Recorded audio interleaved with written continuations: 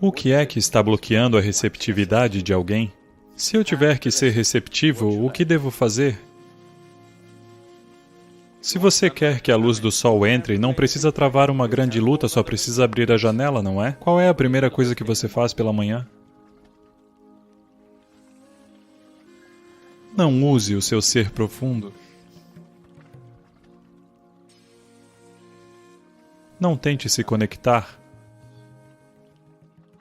Porque com todas essas coisas você entrará em estados alucinatórios da mente. Aí o Sadhguru vai começar a falar com você e coisas vão acontecer e... Não entre nisso. Então, o que devo fazer? Se eu tiver que ser receptivo, o que devo fazer? O que é que está bloqueando a receptividade de alguém?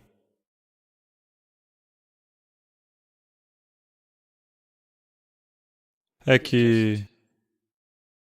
se você cobrir algo com muitas coisas, não conseguirá sentir, não é? Neste momento, você é uma enorme acumulação. Uma enorme acumulação. Coisas em excesso foram acumuladas que você chama de eu. Começando pelo seu corpo físico. Pelo menos, embora haja um espaço considerável para expandir, o corpo físico tem algumas limitações, você não pode expandir além, você não pode acumular além de um certo ponto, pelo menos. Se você acumular demais, o momento da coleta chegará logo.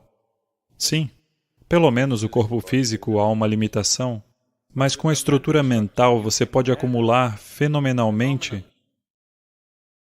E ao carregar tal amontoado na sua cabeça, você não sentirá nada, especialmente se começar a acreditar que o amontoado que está carregando é você mesmo.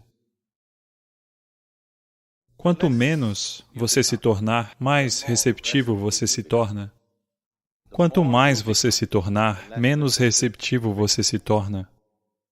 Ou, em outras palavras, para dizer de forma bem crua, você está muito cheio de si mesmo.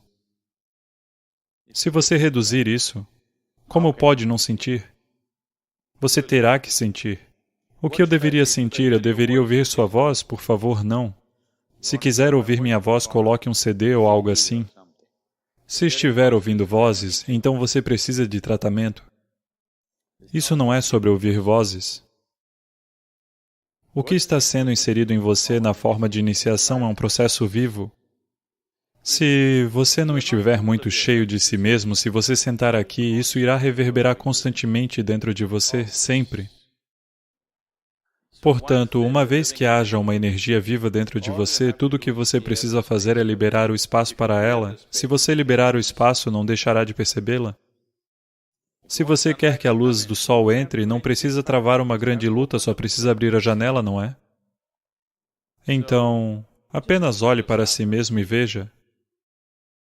Você pode ser um homem muito inteligente, ou um homem muito forte, ou um homem muito bonito, muito alguma coisa. Por favor, reduza isso. Você verá, você começará a sentir. Sim. Ou você é um homem muito bom. Por favor, reduza isso. As pessoas boas não conseguem sentir nada, elas se tornam como cabras. Porque ficam pensando, eu sou bom, eu sou bom. Como? Ele não é ok, ela não é ok, ele não é ok, ele não é ok, ela não é ok. Comparado a todas essas pessoas, eu sou um homem tão bom. Você está muito cheio de si mesmo. Pessoas que acham que são boas estão muito cheias de si, não é mesmo? Reduza isso. Apenas entenda seu lugar na existência. Você é como uma partícula de poeira. Suponha que você simplesmente desapareça amanhã de manhã. Tudo vai ficar bem neste mundo. Você sabia disso? Posso falar sobre diamantes? Diamantes. Você sabe que a luz ultravioleta pode evaporar um diamante? Você sabia disso? Diamantes são para sempre. Você já ouviu? Diamantes não são para sempre. Apenas a luz incidindo sobre ele pode simplesmente evaporá-lo. Por favor, toque e veja, ainda está lá? Aqueles sumiram? Apenas os raios ultravioleta tocando-o com uma certa intensidade, o diamante irá simplesmente evaporar. Então, isso é tudo o que é. Não é uma grande coisa. Quem você é, você pode simplesmente evaporar com o nível certo de consciência. Não é preciso lutar muito. Não há uma grande luta a ser travada. Uma grande luta é travada porque você está lutando com um pé de cabra. Com um martelo, se você tentar quebrar um diamante. É muito esforço. Luz. Apenas raios ultravioleta podem simplesmente evaporá-lo. Ele vai simplesmente desaparecer no ar. Um diamante. Então, isso é muito simples. Apenas traga o tipo certo de consciência para faça uma coisa. Quando você se levanta de manhã, qual é a primeira coisa que você faz? O que você faz? O que você faz? Qual é a primeira coisa que você faz pela manhã? Celular. Alguma mensagem?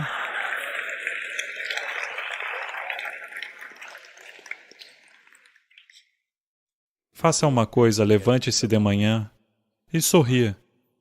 Para quem? Ninguém. Sorrir não é sobre alguém. O sorriso acontece quando este aqui está se sentindo de uma certa maneira, não é? Sim ou não? A não ser que você seja treinado em relações públicas, você aprendeu a... esse tipo de coisa. Caso contrário, o sorriso acontece porque algo está acontecendo dentro de você, não porque alguém apareceu na sua frente, não é? Então, a primeira coisa de manhã, sorria. Leva 20 segundos. Ok? Se você não consegue sorrir para alguém que está ao seu lado, apenas sorria. Uma maneira agradável de começar o seu dia, não é? E se uma dose por dia não é suficiente para você, você é um paciente crônico. A cada hora... são 11 horas. São 11 horas. Sabe? 21 de julho de 2011. 11 horas. Quantas vezes isso aconteceu? Quantas vezes aconteceu? Nunca antes. Quantas vezes mais? Nunca mais. Um momento fenomenal, não é? 11 horas. 11 horas é uma coisa simples. Você está tomando as maiores coisas da existência por garantidas, você entende? São 11 horas. É uma coisa pequena?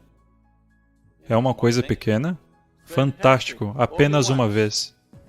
Apenas uma vez na eternidade, não é fantástico? 11 horas. Curso intensivo. Apenas faça isso a cada hora. Você verá, em 2 semanas, como você estará.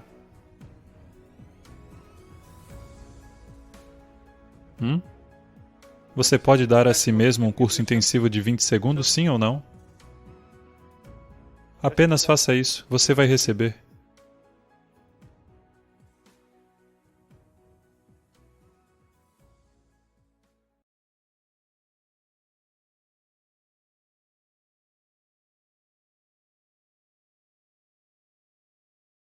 Esta é uma manifestação lindamente estabelecida no sistema planetário em que vivemos. O diâmetro da Terra, o diâmetro do Sol, a distância entre a Lua e a Terra, e em termos de como a órbita da Terra é dividida, com base nisso, sabendo da conexão entre o sistema celeste e o sistema humano, muitas coisas foram evoluídas e desenvolvidas. Então, um jornalista estava me entrevistando e ele perguntou: Sadhguru, na Índia, tantas pessoas, nos tempos antigos, trabalharam para a consciência humana. Quem você acha que contribuiu com isso significativamente no hemisfério ocidental? Sem hesitar, eu disse: Charles Darwin. Então ele disse: Como? Charles Darwin é um biólogo. Não, no hemisfério ocidental, Ele é quem colocou essa ideia, de que se uma vida se empenhar, ela pode ir além de suas limitações. Essas limitações não são dadas por Deus. Essas limitações não são absolutas. Se uma pessoa estiver disposta a se empenhar, ela pode ir além de suas limitações. Até mesmo, sabe, um porco pode se tornar um elefante. Uma cabra pode se tornar uma girafa. Essa não é uma mudança pequena, não é? Eu não vou falar sobre os macacos, ok? Dessa forma, essa possibilidade de que se um ser humano se empenhar, ele pode ir além de suas limitações. Então, isso foi próximo de 15 mil anos atrás. Eles fizeram essa pergunta. Isso quer dizer que nós podemos alterar nossa fisicalidade, que podemos evoluir. Então, Adiyogi disse, sua evolução física está completa. E ele forneceu referências matemáticas do porquê é assim. Então, quando eles perguntaram, nossos corpos podem evoluir? Ele se referiu aos seus corpos e disse, existem 114 pontos de junção de energia no nosso sistema, os quais, no sistema yógico, referimos-nos como sendo chakras. Existem 114 chakras. Desses, 2 estão fora do corpo. 112 estão no corpo. Desses 112, existem 4, sobre os quais você não pode fazer nada. Eles florescerão se todos os outros estiverem ativados. Existem 108, com os quais você pode trabalhar. Então, por causa disso, você verá, tradicionalmente, se você usar um colar de contas, são 108. Se você entoar um mantra, são 108. Se você percorrer ao redor de um espaço energético, 108. É assim porque existem 108 coisas que uma pessoa precisa fazer se ela quiser obter um domínio completo sobre o próprio mecanismo humano. Essa é uma manifestação lindamente estabelecida no sistema planetário em que vivemos. 108 vezes o diâmetro da Terra é o diâmetro do Sol. O diâmetro do Sol, 108 vezes, é a distância entre o Sol e a Terra. O diâmetro da Lua, 108 vezes, é a distância entre a Lua e a Terra.